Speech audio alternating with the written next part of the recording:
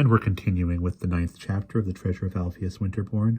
Anthony has just read a book about protecting people from burglars and saw something about blocking locks with chips of wood, and he has got an idea in his head. For the next several days, Anthony carried around a small chip of wood in his pocket. He had whittled it to fit the bolt hole in the outside cellar door of his own house. He had tried out the trick, and he had been delighted to discover that it really worked. Now he kept closer watch than ever over the old Winterborn place.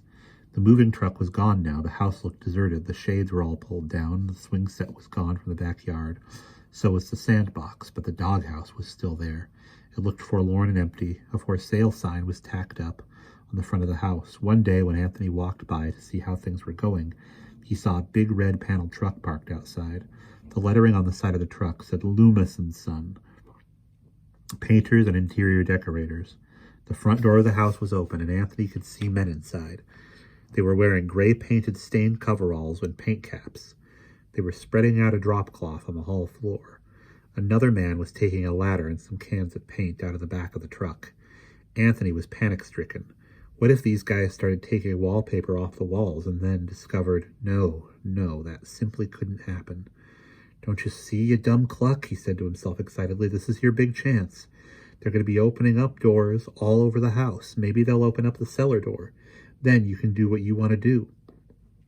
Trying hard to act nonchalant, Anthony sauntered around to the side of the house. The cellar door was directly opposite Mrs. Specie's house.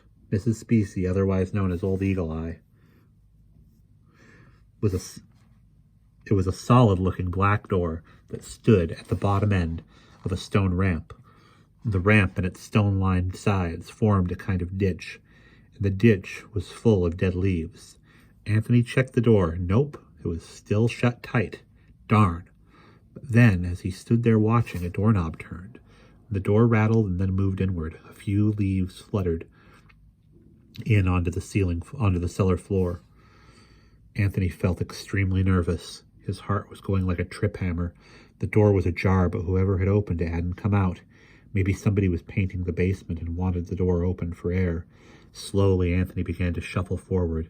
His hand was in his pocket now. It closed around the little chip of wood. He edged down to the little sloping ramp that led to the door. Dry leaves crackled under his feet. Now he was at the door. He peered inside. Nobody around. Good. Quick as a flash, he pulled out the chip of wood, stuck it into the bolt hole, and stepped back. And at that moment, somebody behind him said, "Hey, kid, what the hell do you think you're doing, huh?" Anthony froze. He jammed both hands into his pockets as if to prove he hadn't been doing anything with them. Then he turned around. Out by the street next to the truck was a man in coveralls. He was smoking a cigar. It was Mr. Loomis. Anthony had seen him at his father's saloon a number of times. His dad and Mr. Loomis were old pals. Sort of. At least Anthony hoped so. "I wasn't doing nothing, Mr. Loomis. Honest, I wasn't." The man's face softened when he saw that it was Anthony. "Oh, it's you, Tony. Look, sorry to holler at you, but there's been a bunch of kids poking around here making life difficult for me. Do you want something?" No, I didn't, Mr. Loomis," Anthony mumbled. He shuffled awkwardly up the ramp and started walking across the lawn toward Mr. Loomis. I sort of wanted to see what the inside of this old house looked like." "Case in the joint, eh?" said Mr. Loomis. He laughed and patted Anthony on the back. Anthony stiffened. "Say, tell me, are you the burglar that busted up old Mrs. Eel's place? Come on, fess up. I got the goods on you." Anthony's face got very red. He said nothing. Mr. Loomis puffed at his cigar and laughed hoarsely. "Just kidding, Tony, just kidding. Look, sometime when you don't have a lot to do, I'll show you around this dump. It's a weird old place. All the rooms are funny looking inside on account of the house that has 8 sides. But right now, I'm busy as heck. See you later." He threw his cigar into the gutter, stepped on it, and turned away toward the house. "Okay, Mr. Loomis, see you later." Anthony turned and started walking away fast.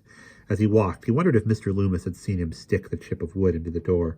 From the way Mr. Loomis had talked, Anthony figured that he probably hadn't.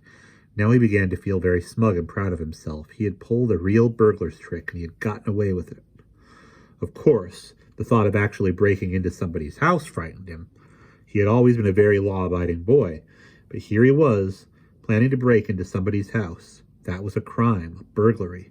Did that mean he was turning into a criminal? No, Anthony told himself firmly. It was only going to be this once. And we will pause there.